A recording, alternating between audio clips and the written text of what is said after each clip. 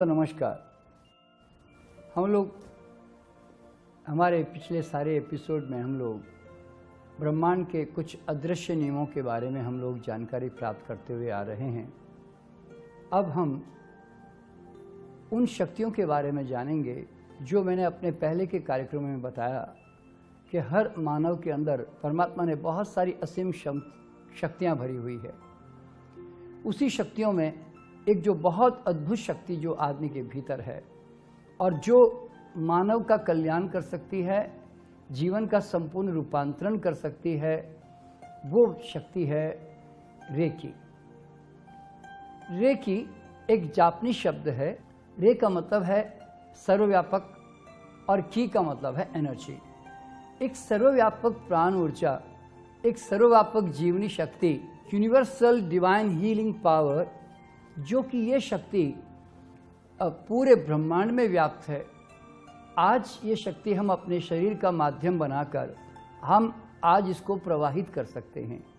हमारे हाथों से ये ऊर्जा प्रवाहित हो सकती है, लेकिन हमें इसके बारे में कोई जानकारी भी नहीं है और न जानकारी है इसलिए कोई सक्रिय करने की कोशिश भी नहीं करता।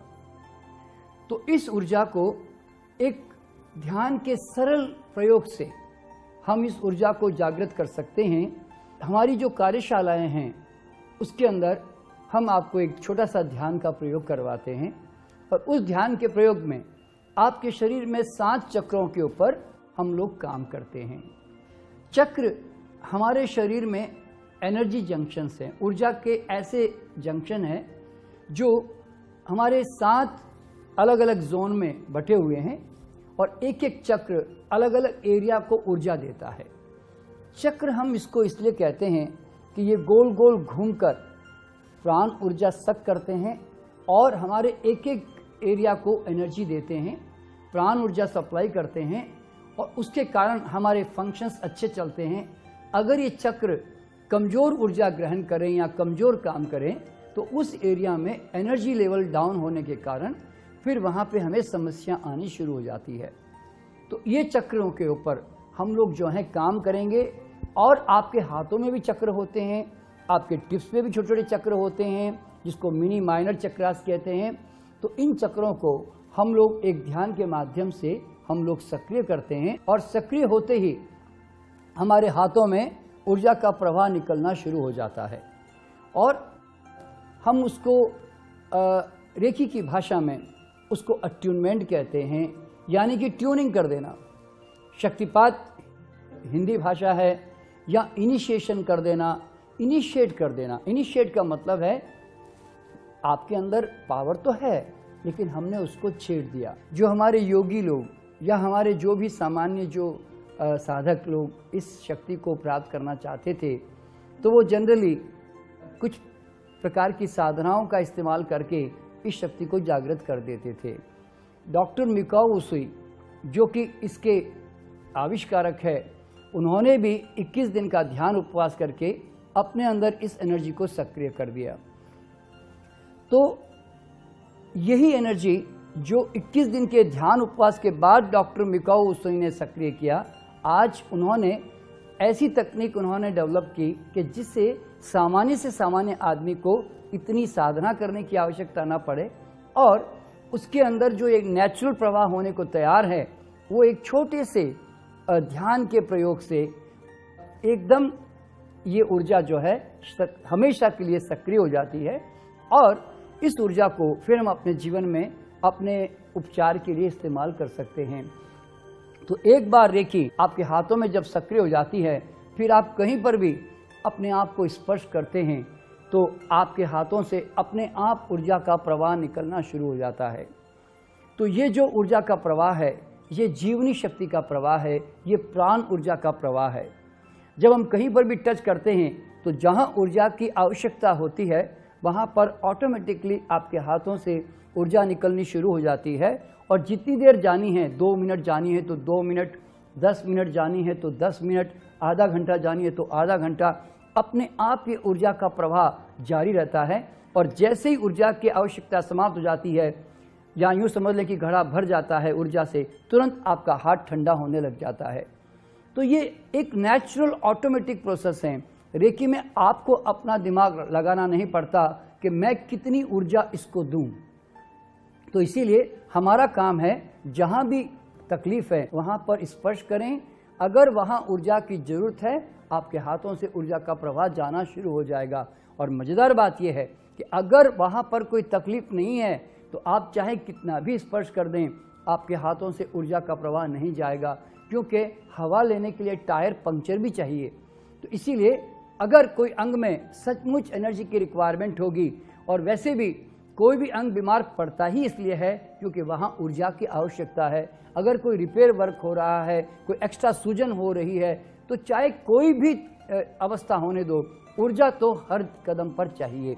तो इसलिए रेकी एक एनर्जी सप्लाई करने की तकनीक है। इसीलिए जब भी आप किसी को ऊर्जा दोगे तो धीरे धीरे वहाँ का घड़ा बूंद बूंद भरने लगता है, और धीरे धीरे जैसे जैसे ऊर्जा का प्रभाव बढ़ने लगता है वो अंग जो है धीरे धीरे ठीक होने की तरफ भाग ही पड़ता है। और ये ऊर्जा जो हाथों से स्पर्श करके देते हैं, इसके लिए कोई विशेष ज्ञान की जरूरत नहीं है, कोई विशेष मंत्र की जरूरत नहीं है। एक सामान्य से सामान्य आदमी, चाहे छोटा बच्चा है 5-10 साल का, चाहे अनपढ़ है, चाहे पढ़ा लिखा है, चाहे बूढ़ा 100 साल का है, हर व्यक्ति इस ऊर्जा का बड़ी सहजता से इस्तेमाल कर सकता है। ये जो ऊर्जा है ये 24 घंटे की एनर्जी है। जब चाहे आप दो, आप खाना खाने से पहले दे दो, खाना खाने के बाद दे दो, मासिक धर्म में दे दो, गर्भवती हैं तब दे दें, आप रात को दे दें, आप सुबह दे दें, आप नहाने से पहले दे दें, नहाने के बाद दे दें। कोई इसमें नियम नहीं है। ये तो ऑक्सीजन की तरह है। जैसे हम लोग ऑक्सीजन लेने के लिए हम कोई सुबह शाम नहीं देखते, बल्कि हमारे जीवन का संचालन ही ऑक्सीजन से होता है, तो उसी तरह हम भी कॉस्मिक ऊर्जा से ही संचालित होते रहते हैं। तो ये जो ऊर्जा है, ये ऊर्जा हमारे एकाग्रता के ऊपर निर्भर भी नहीं है।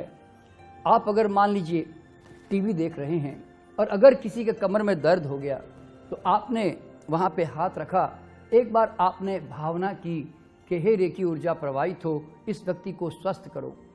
अपने आप थोड़ी देर के बाद ऊर्जा जो है आपके हाथों से जोर से खींचने लग जाएगी, और आप तो टीवी देखने में बिजी हैं, लेकिन आपके हाथों से ऊर्जा जाएगी और जितनी देर जानी है जाकर ऑटोमेटिकली बंद हो जाएगी, और उस व्यक्ति को आराम निश्चित रूप से मिल चुका होगा। तो रेकी में जो है एकाग्रता जो है वो आवश्यकता नहीं है, पर हाँ एकाग्रता का अपना लाभ अवश्य है। अगर आप एकाग्रता से रेकी करते हैं तो उसका फायदा ये होता है कि आपको बहुत सारे अनुभव होते हैं और जानकारियाँ प्राप्त होती है आपको। आप नींद में हैं, अचानक आपका बच्चा चिल्लाया, मम्मी मेरे पेट में दर्द हो रहा है। आपने नींद में ही हाथ उसके पेट पर रखा और आपने इंटेंशन किया या भावना की कि हे रेकी ऊर्जा प्रवाहित हो, इसको स्वस्थ करो। थोड़ी देर में ऊर्जा एकदम फ्लो होनी शुरू हो जाती है, और आप तो नींद में है लेकिन ऊर्जा जाकर उसको तुरंत आराम कर देगी। तो इस तरह से रेकी जो है हमारे एकाग्रता पे निर्भर नहीं रहती। और हम लोग रेकी के अंदर ये समझते हैं कि ये तो कोई विशेष बहुत ज़्यादा कोई साधना पे निर्भर है, या आप ऐसा समझते हैं हम जैसे सामान्य लोग इसको शायद इतना जल्दी हम लोग नहीं दे पाए, या आप यूँ भी समझते होंगे कि भाई आप तो बहुत पुराने आचार्य हैं, रेकी के ग्रैंड मास्टर्स हैं, आप लोग तो सालों से अभ्यास कर रहे हैं, इसलिए आपके हाथों से ऊर्जा ज़्यादा जाती होगी, जल्दी जाती होगी। हम तो नए नए लोग हैं, आज ही हम लोग सीखे हुए हैं, शायद हमारे हाथों से इतनी प्रबल ऊर्जा नहीं जा सकती। ये हमारी बहुत पुरानी साइकोलॉजी हमारे साथ चली आ रही है। सच्चाई ये है दोस्तों कि रेकी में सबसे बड़ी खूबी यह है कि रेकी में कोई ग्रैंड मास्टर या कोई सामान्य सीखा हुआ रेकी चैनल अभी जो आज ही सीखा है, इन दोनों में कोई बहुत बड़ा अंतर नहीं होता।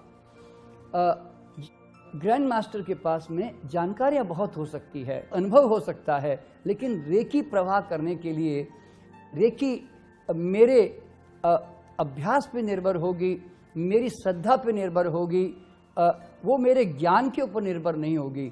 बल्कि कई बार उल्टा हो जाता है कि कई बार जो ज्ञानवान लोग होते हैं वो कई बार इतने अहंकारी हो जाते हैं कि उनका ऑटोमेटिकली जो है आभा मंडल संकुचित हो जाता है और वो अपने आप में रेस्ट्रिक्शन पैदा कर लेते हैं, तो उनका ऊर्जा का प्रवाह स्लो हो जाता है। तो इसीलिए रेकी में आप कभी ऐसा मत समझें कि मैं आज ही नया नया अगर मैं सीख रहा हूं तो क्या मेरे हाथों से प्रबल ऊर्जा प्रवाह होगी। जैसे आप यूं कह रहे हैं, भाई साहब आप तो पुराने नल है, हम तो नए नल है, हम तो आज ही तो लगे हैं। भाई आप तो पुराने नल है, आपका पानी ज़्यादा आता होगा, हम तो नए नल है, अब तो हमारा पानी इतना थोड़ी आएगा। ये भ्रम हमारा एक अनावश्यक भ्रम है। नल लगा नहीं कि पानी आया नहीं। रेकी की सबसे बड़ी खूबी क्या है कि रेकी में जितना आप बाल सहजता से, इनोसेंटली, भोले भाव से, अपनी श्रद्धा से आप इसको उपयोग करते हैं, उसकी रेकी ज़्यादा प्रवाहित होती है। और कई बार मैंने ऐसा अनुभव किया है कि 2 दिन रेकी सीखने वाला व्यक्ति ज़्यादा अच्छी रेकी कर पाता है कई बार, और कई बार आचार्य जो है उसके सामने छोटा पड़ जाता है। कारण क्या होता है, आचार्य जब इस विज्ञान के अंदर ज़्यादा ज्ञान पैदा करने लग जाता है तो वो समझता है कि मैं तो अब बहुत कुछ जान गया। तो वो कई बार क्या होता है कि उस ज्ञान के अहंकार में वो उस ऊर्जा का ज़्यादा उपयोग नहीं कर पाता, उसके चक्कर में उसकी ऊर्जा का प्रभाव कमज़ोर पड़ जाता है। तो इसीलिए रेकी में कभी भी ध्यान में रखें कि कभी कोई ग्रैंड मास्टर या कोई बहुत ज़्यादा जानकार आदमी होगा तो वो रेकी अच्छी देगा, ऐसा मत समझ लीजिए। आप जितने बच्चों जैसे सहज होंगे, रेकी उतनी ही अच्छी आपके हाथों से प्रवाहित होगी। तो ये जो ऊर्जा का प्रवाह है, ये जो आप जितना ज़्यादा इसका अभ्यास करते हैं उतने ही ज़्यादा ये रेकी आपके हाथों में और ज़्यादा सक्रिय होने लगती है। जैसे कोई आदमी अगर महीना भर साइकिल चलाए तो फिर वो साइकिल सिद्ध हो जाता है, उसी तरह हम भी अगर लगातार इसका अभ्यास करते जाते हैं तो हम रेकी सिद्ध बन जाते हैं, क्योंकि आपके सोचते ही रेकी का प्रवाह निकलना शुरू हो जाता है। मान लीजिए आप किसी बस में खड़े हैं, मेट्रो में खड़े हैं, और आपके सामने अगर किसी को कोई दर्द हो रहा है, आपके हाथों से अपने आप ऊर्जा खींचने लग जाएगी। आपको आइडिया आ जाएगा कि शायद कोई व्यक्ति को किसी अंग में दर्द है, इसलिए मेरे हाथों से ऊर्जा जा रही है। या कोई आदमी अगर आपके सामने अपने दर्द की या बीमारी की चर्चा करने लगेगा, आप हैरान हो जाएंगे, तुरंत आपके हाथ की चक्र सक्रिय हो जाएंगे और आपके हाथों से ऊर्जा का प्रवाह जोर से निकलने लग जाएगा। और रेकी एक बार जब सक्रिय हो जाती है तो ये बात भी ध्यान में रखिएगा, आपके हाथों में हमेशा एक अजीब सी संवेदना, चर चर चर चर जैसे कुछ हो रहा है, यहाँ पे चिंटियाँ चल रही है, ये आभास आपको हमेशा होता रहेगा। तो इसीलिए इस बात की चिंता न करें कि मेरे हाथों में कुछ हमेशा होता रहता है, ये स्वाभाविक भी है और ज़रूरी भी है। तो रेकी जो है सिर्फ हाथों से प्रवाहित होती है ऐसा भी नहीं है, रेकी उंगलियों से भी प्रवाहित होती है। रेकी हमारे आज्ञा चक्र, थर्ड आई से, विचारों से भी प्रवाहित होती है। रेकी हमारे पाँव के तलवों से भी प्रभावित होती है। हमारा पूरा शरीर ऊर्जा का बहुत ज़बरदस्त केंद्र है, हम जहाँ से भी चाहें ऊर्जा को प्रवाहित कर सकते हैं। रेकी हमारे ऑरा में से भी प्रवाहित होकर किसी का भी उपचार कर सकती है। अब इस तरह से जैसे जैसे हम रेकी के अंदर गहराई में जाएंगे, हम रेकी के बहुत सारे अनुभव करते चले जाएंगे। और अब ऊर्जा का एक नियम है कि ऊर्जा जहाँ पर भी जाती है वहाँ ज़्यादा ब्लड सप्लाई, ज़्यादा ऑक्सीजन, ज़्यादा नरिशमेंट पहुँचता है और वहाँ की जीवनी शक्ति जो है विकसित होने लगती है। तो शरीर का एक अपना एक अद्भुत सा नियम है कि शरीर अपने अंदर किसी भी गलत चीज़ को बर्दाश्त नहीं करता। अगर शरीर के पास पर्याप्त जीवनी शक्ति है तो शरीर कोई भी गलत फॉरेन सब्सटेंस, अनवांटेड टॉक्सिन्स अगर शरीर के अंदर है, शरीर तुरंत उसको धक्का मार के बाहर निकाल के फेंक देगा। आप जरा सोचिए कि आपके शरीर में, आँख में अगर एक छोटा सा धूल का कण कभी आ जाता है तो आपने नोट किया होगा कि शरीर अपनी पूरी शक्ति लगाकर वहाँ पे सूजन पैदा करके पानी निकालकर जब तक उस धूल के कण को निकाल नहीं देता तब तक वो चुप नहीं बैठता। तो आप जरा सोचें कि आपके शरीर में पथरी का बन जाना, ट्यूमर बन जाना, रसोली बन जाना, या फाइब्रॉइड बन जाना, या सिस्ट बन जाना, या गाल ब्लैडर की पथरियाँ यानी तो चर्बी का बढ़ जाना, कोलेस्ट्रॉल बढ़ जाना, ये सब शरीर का कोई शौक नहीं है और न शरीर इसमें इंटरेस्टेड है। ये सब शरीर मजबूरी से अपने अंदर इकट्ठा होने देता है। शरीर तो 24 घंटे कोशिश करता है, अगर उसके पास जीवनी शक्ति का जब अच्छा समझो कि वोल्टेज होता है तो वो इन चीज़ों को पनपने नहीं देता, वो लगातार लड़ाई करके इनको फेंकता रहता है। आप रोज स्टोन बनने के, ट्यूमर बनने के कारण सप्लाई करते रहते हैं, आपका शरीर उनको नियमित फेंकता रहता है। लेकिन आपको पता भी नहीं चलता कि आपका शरीर अनजाने में लगातार अपने कार्य में जुटा हुआ है। लेकिन जिस दिन आपके शरीर की जीवनी शक्ति कमज़ोर पड़ने लग जाती है तो फिर वही किडनी अब स्टोन जो है रिटेंशन यानी कि रोकने लग जाती है। घी तो आप रोज़ खा रहे थे, आपको कोलेस्ट्रॉल कभी नहीं बढ़ा, लेकिन जैसे जैसे आपकी पाचन क्षमता कमज़ोर होने लगती है, समय के साथ साथ जीवनी शक्ति कमज़ोर पड़ने लगती है, अब आपका कोलेस्ट्रॉल बढ़ने लग जाता है, आपकी चर्बी बॉडी में बढ़ने लग जाती है। इस तरह से हमारे शरीर में जीवनी शक्ति के ऊपर सारा खेल निर्भर रहता है। हम लोग शायद इस बात को नहीं जानते कि हमारा शरीर कैंसर का सबसे बड़ा दुश्मन है। अगर कैंसर का कोई दुश्मन इस संसार में है तो वो आपका अपना शरीर। अगर मैं एक कैंसर का कोषाणु कैंसर के बीमार आदमी से निकालकर अगर मैं एक स्वस्थ शरीर में प्रवेश कर दूं तो कुछ घंटों में हजारों ल्यूकोसाइट काउंट उसके चारों तरफ कमांडो की तरह लपेटकर उस कैंसर सेल को धक्का मारकर बाहर निकाल के फेंक देंगे। शरीर के अंदर रोज कैंसर सेल पैदा होते हैं, लेकिन शरीर की क्षमता उसको कभी भी अपने अंदर सर उठाने नहीं देती। सर कब उठाने देती है?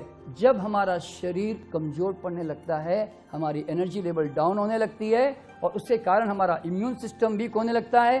फिर हमारे अंदर कोई भी गुंडे चोर अंदर घुस आए या अपना कुछ भी काम करें, शरीर उनका विरोध नहीं कर पाएगा। तो कैंसर भी एक ऐसा ही एक विरोधी सेल है कि जो शरीर के अंदर तब सर उठाता है जब देखता है कि मकान मालिक हमारा पूरा कमज़ोर पड़ गया है और अब वो आराम से सर उठा सकता है। तो इसीलिए अगर इस संसार में कैंसर को कोई जल्दी से ठीक कर सकता है तो वो आपका अपना शरीर। क्यों? क्योंकि शरीर स्वयं ही उसका दुश्मन है। शरीर तो इस बात की इंतज़ार कर रहा है कि अगर आप शरीर को मदद करें तो शरीर जो है अपनी क्षमता का विकास करके तुरंत इसको ओवरकम कर देगा, यानी कि इसको जीत लेगा। लेकिन होता उल्टा है। जब हमारे शरीर में कैंसर होता है तब हम लोग क्या करते हैं? ना तो रोग का कारण निकालते हैं, ना हम उसको जानते हैं, और न शरीर को मजबूत बनाने वाली आपके इम्यून सिस्टम को रोग प्रतिरोधक क्षमता को मजबूत बनाने वाले कोई भी फैक्टर हम कभी जुटा नहीं पाते हैं और हम केवल एक ही चीज़ की तरफ भागते हैं और वो है दवा। बस